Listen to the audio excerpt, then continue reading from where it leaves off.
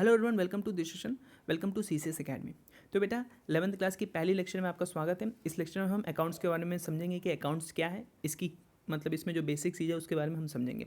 अच्छा, इससे पहले हम आपको ये बता दें कि आप चूँकि कॉमर्स लिए हो तो इसका 11th-12th में कॉमर्स पढ़ने का जो मेन मोटो है या मेन मकसद है वो क्या है। तो देखो बेटा, 11th-12th में कॉमर्स इसलिए पढ़ा जाता है ताकि कल के डेट में आप जब 11th-12th के बाद कोई बिजनेस खोलते हो तो एक सक्सेसफुल आप बिजनेसमैन बन सको।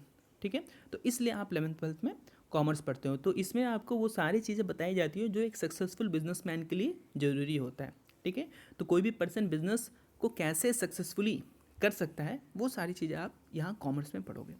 तो कॉमर्स का एक पार्ट जो है वो है अकाउंट्स, जिसके बारे में हम आज डिस्कस करेंगे। आप अकाउंट्स की क्या ज़रूरत पड़ेगी, तो देखो बेटा, कल के डेट में जब आप बड़े हो जाओगे और आप कोई बिज़नेस खोलते हो, ठीक है, और वो बिज़नेस में मान के चलो, आप मान लो आप कोई एक बिज़नेस खोले, मान लो दुकान खोले। अच्छा, दुकान जब स्टार्टिंग में आपने खोला तो कस्टमर कम रहते हैं, तो आपको पता रहता है कि किससे कितना पैसा लेना है, ये सारी चीज़ें। लेकिन जब दुकान बड़ी हो जाती है, बहुत सारे आपका मान लो दुकान बड़ी होगी, बहुत सारे लोग आने लगे। अब ऐसे केस में क्या हो जाता है कि आपको इन सारी चीज़ों को दिमाग में रखना पॉसिबल नहीं है। समझ रहे हो कि नहीं। अब ऐसे केस में क्या होता है कि आप भूल जाते हो। आप लेना किसी से, किसी ने उधार आपसे 1000 रुपये का सामान लेके गया है, आप पहुंच गए उससे 1200 मांगने लगोगे। ठीक है, ऐसे केस में क्या होगा, आप किसी से ज़्यादा मांगने लगोगे, वो तो आपको पकड़ के मारने लगेगा।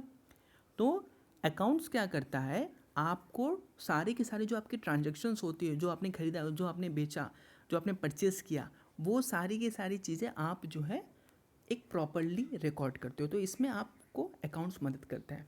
उसके बाद अकाउंट्स किस में मदद करता है, तो मान लो 1 साल 2 साल 6 महीने कुछ समय बाद आपको पता करना है कि आप इतने दिन से बिजनेस कर रहे हो और आपका बिजनेस प्रॉफिट भी कर रहा है कि नहीं। तो ये सारी चीज़ें भी आपको पता करने में अकाउंट्स मदद करता है।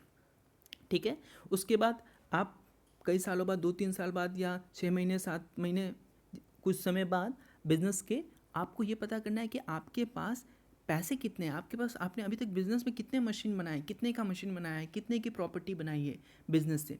तो ये सारी चीज़ों को भी पता करने में आपको अकाउंट्स मदद करता है। ठीक है, और जब आप सारी के सारे रिकॉर्ड अच्छी तरह से प्रॉपरली मेंटेन करते हो अकाउंट्स की सहायता से, तो ऐसे केस में क्या होता है, कोई डिस्प्यूट नहीं होता है। आपको पता है कि आपने किसको कितना उधार दिया, आपको पता है कि किस पर्सन को कितना पैसा लेना है या देना है। तो ये सारी चीज़ें आप प्रॉपरली रिकॉर्ड करते हो, तो इस वजह से कोई भी डिस्प्यूट नहीं होता है। ठीक है, तो ये जो है हम अकाउंट्स पढ़ने का मेन मकसद है। ठीक है, तो चलिए हम लोग स्टार्ट करते हैं हमारे सब्जेक्ट में। तो देखो, सबसे पहले हम डेफिनेशन को देखते हैं अकाउंट्स की, फिर हम लोग आगे बात करते हैं। तो अकाउंट्स की डेफिनेशन क्या बोलता है, बड़ा ही सिंपल है। अकाउंट्स की डेफिनेशन बोलता है, accounting is the process of recording. क्या है, recording, classifying, analysing and interpreting the business transaction which can be measured in terms of money. तो यहाँ पर क्या क्या बोलता है, सबसे पहले बोलता है क्या, अकाउंट्स क्या है, एक प्रोसेस है। क्या है, एक प्रोसेस है, क्या करने का, रिकॉर्ड करने का। अब आपने कोई सामान बेचा तो सबसे पहले आप क्या करोगे, उसको रिकॉर्ड करोगे, तो उसमें आपकी अकाउंट सहायता करता है। ठीक है, फिर क्या करता है, क्लासीफाइंग, रिकॉर्ड करने के बाद क्लासीफाई भी करता है। जैसे बिजनेस में सिर्फ सामान बेचना ही खर्च नहीं होता है, आपके यहाँ कोई एम्प्लॉय भी रखोगे, उसको आप सैलरी भी दोगे। ठीक है, उसको आप महीने में सैलरी भी दोगे ना।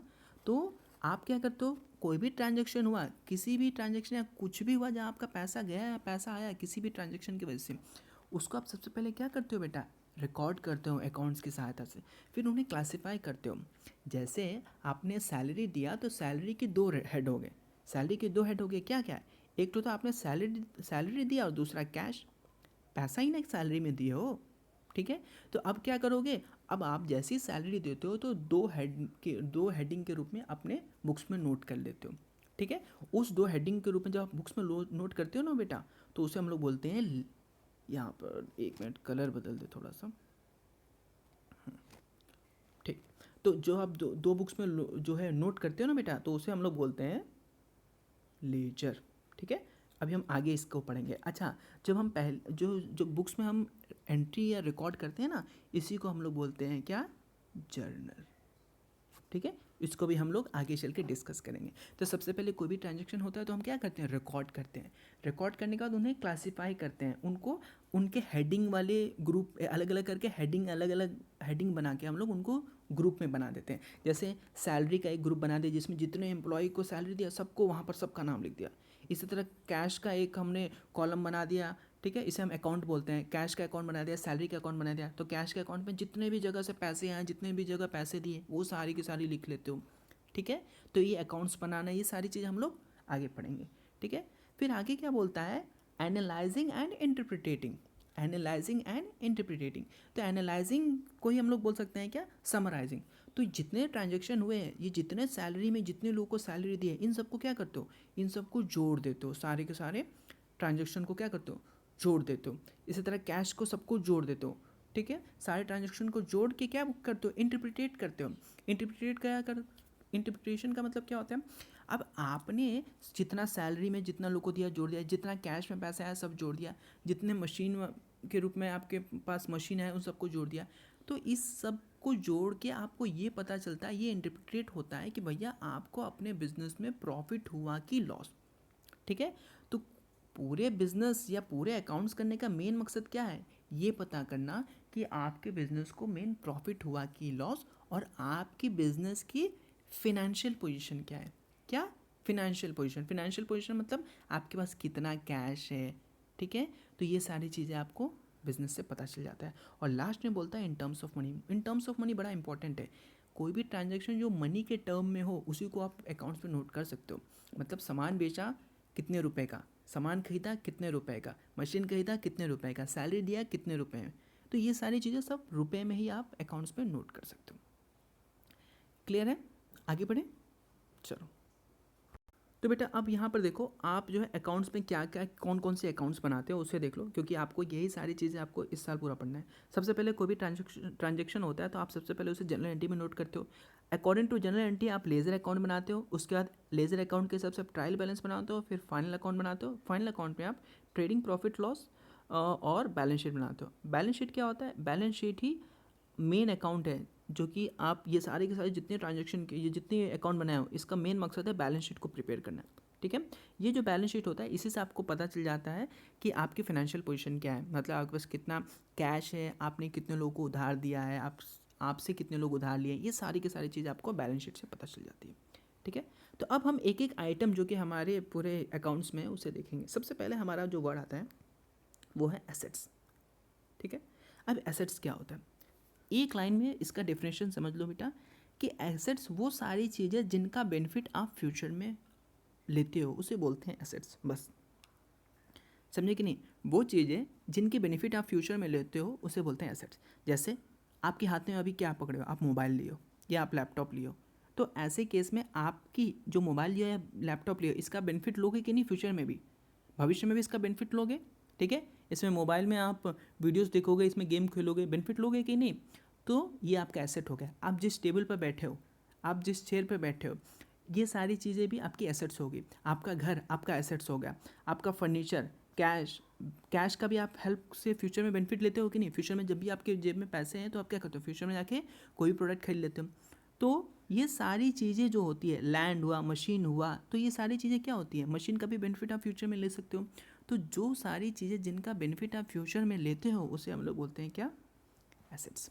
ठीक है, अब इसी तरह स्टॉक, स्टॉक क्या होता है, रॉ मटेरियल। आपने रॉ मटेरियल क्या किया, रॉ मटेरियल से प्रोडक्ट बनाया, प्रोडक्ट बना के बेच दिया, या फिनिश गुड, आपने उस सामान को फ्यूचर में ले आके बेच दिया, तो ऐसे केस में ये भी क्या होता है, एसेट्स। ठीक है, तो एसेट्स का सिंपल मीनिंग क्या होता है, वो चीज़ें जिनका आप बेनिफिट फ्यूचर में आपको मिले उसे बोलते हैं एसेट्स। अब एसेट्स के भी कुछ प्रकार है, तो मेन जो प्रकार जो टाइप्स है वो मेन दो ही हैं, एक होता है फिक्स्ड, एक होता है करंट। ये इन्वेस्टमेंट भी, अगर आप फिक्स करंट समझ लोगे तो इन्वेस्टमेंट भी आप समझ लोगे। ठीक है, तो इसे आप मान के चलो, मेन जो होता है यही होता है, फिक्स्ड एसेट और करंट एसेट। ठीक है, तो इसे हम लोग एक एक करके समझते हैं, बड़ा सिंपल है। देखो फिक्स्ड एसेट क्या होता है, बड़ा सिंपल है, वो एसेट जिनका बेनिफिट आप एक साल से ज़्यादा ले सकते हो उसे बोलते हैं फिक्स्ड एसेट। जैसे land, building, plant and machinery, vehicle, furniture, office equipment. ठीक है, तो वो जो एसेट्स है जिनका आप बेनिफिट जो है लॉन्ग टर्म ले सकते हो, एक साल से ज़्यादा समय तक उसका बेनिफिट ले सकते हो, उसे आप लोग बोलते हो क्या, फिक्स्ड एसेट। ठीक है, तो क्या होता है, अब करंट एसेट क्या होता है, करंट एसेट भाई सिंपल है, वो एसेट जो कि आपको डेली बिजनेस रन करने के लिए चाहिए होता है। ठीक है, और इनकी टाइम जो भी होती है वो बहुत कम समय के लिए आपके पास रह सकता है। जैसे आप कह सकते हो कि कैश, पैसा, पैसा क्या होता है, ये करंट एसेट होता है। ठीक है, ये जो चाहिए, ये पैसा जो है आपको बिजनेस को डेली रन करने के लिए चाहिए होता है। बैंक बैलेंस, आपको बैंक में भी पैसे ही होते हैं। तो ये समझ लो कि पैसे अकाउंट्स में ना दो टाइप के पैसे होते हैं, एक जो कि आपके हाथ में है जिसे बोलते हैं कैश, और एक पैसा जो कि आपके बैंक में है उसे बोलते हैं बैंक। ठीक है, सिंपली। ठीक, तो ऐसे केस में कैश और बैंक ये दोनों आपके लिए क्या है, ये दोनों आपके लिए एसेट्स ही हैं। ठीक है बेटा। अच्छा, इसी के बाद एक नीचे वर्ड दिया है ना, डेटर। अब ये डेटर क्या होता है? देखो बेटा, वो लोग जो कि आपको पैसे, आपसे सामान लिए लेकिन आपको पैसे नहीं दिए, उन्हें हम लोग बोलते हैं डेटर्स। ठीक है, तो इसको आप हिंदी में ना कोरिलेट करने के लिए बोलते हो देनदार। वो लोग जो कि आपको देंगे पैसा उसे बोलते हैं डेटर। ठीक है, वो लोग जो कि आपको देंगे पैसा उसे बोलते हैं डेटर। रिसीवेबल क्या है? देखो, उधार ना दो टाइप के लोग लेते हैं। एक जो होते हैं उधार, दो टाइप के लोग लेते हैं। ठीक है, एक जो होते हैं जिन्हें टाइम पता रहता है कि इतने टाइम में दे देंगे, वो बोलते हैं भैया देखो हम वादा करते हैं इतने दिन में दे देंगे। एक होते हैं ना उधार तो ले लिए लेकिन पता ही नहीं है कब तक देंगे, भरोसा नहीं है कि वो देंगे भी कि नहीं, ये भी डाउट ही है। ठीक है, लेकिन हमें उम्मीद है कि चलो आज नहीं तो कल देंगे ही। ये यहाँ पर हमें ऐसे लोग आते हैं। ठीक है, तो देनदार दो प्रकार के होते हैं, एक जो कि निश्चित टाइम पर देंगे, एक जिनका टाइम निर्धारित नहीं है लेकिन हमें उम्मीद है कि वो देंगे। ठीक है, तो वो डेटर जो कि एक निश्चित टाइम पर देते हैं ना, उन्हें हम लोग बोलते हैं रिसेबल। इसे हम लोग बोलते हैं ना बिल्स रिसेबल के रूप में जानते हैं। इसके बारे में और डिस्कस करेंगे, लेकिन इतना समझ लो, वो देनदार जो कि एक निश्चित टाइम पर देता है उसे हम लोग बोलते हैं रिसेबल, और वो देनदार जो कि एक निश्चित टाइम पर नहीं देता। ठीक है, एक निश्चित टाइम पर नहीं देता मतलब उसको पता है कि देगा लेकिन कब देगा ये पता नहीं है, उसे हम लोग बोलते हैं क्या? उसे हम लोग बोलते हैं डेटर्स। ठीक है बेटा, आगे बढ़े। अब अगला जो टॉपिक आता है बेटा, लायबिलिटी। लायबिलिटी का मतलब क्या होता है? उधार। ठीक है, तो जो उधार या देनदारी जो कि आपको किसी को देना है उसे बोलते हैं लायबिलिटी। तो सबसे पहले एक चीज़ जान लो बेटा कि ये आप हो, ये आपके बिजनेस है। तो आप एक ह्यूमन बीइंग हो या एक पर्सन हो, और आपके बिजनेस भी जो है ये आर्टिफिशियल पर्सन है। आर्टिफिशियल पर्सन क्या होता है? आर्टिफिशियल पर्सन वो होता है जो कि सांस नहीं ले सकता लेकिन उसके पास सारी राइट्स होती हैं। ठीक है, तो आपकी बिजनेस भी एक आर्टिफिशियल पर्सन है।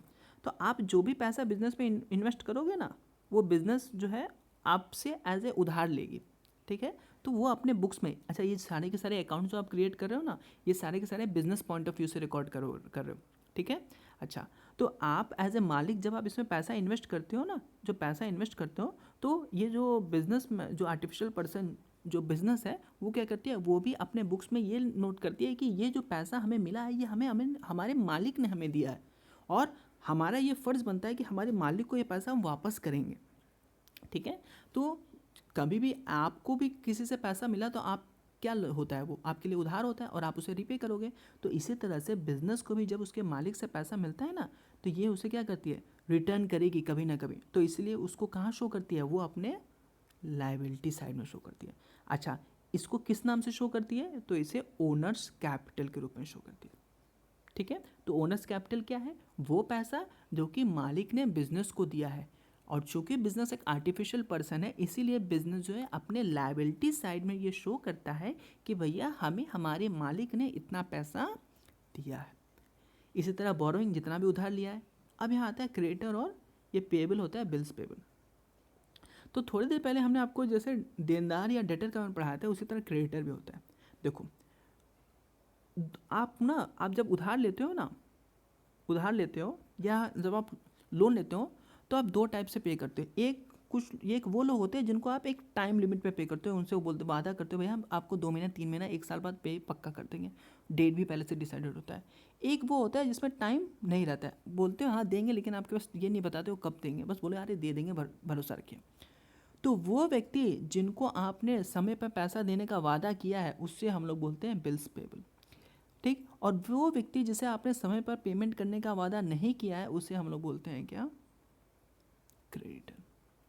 ठीक है बेटा, तो क्रेडिटर वो व्यक्ति होता है जिन्हें आप लोग समय पर पैसा देने का वादा नहीं, मतलब समय पर पैसा देने का वादा नहीं करते हो। इसमें ये होता है कि देना तो है लेकिन कब देंगे ये पता नहीं है। लेकिन बिल्स पेबल जो आपका ये पेबल है, ये बिल्स पेबल है। बिल्स पेबल में क्या होता है, ये वो व्यक्ति होते हैं जिनको आपने बताया कि भैया इतने दिन बाद आपको पक्का पेमेंट कर देंगे। ठीक है।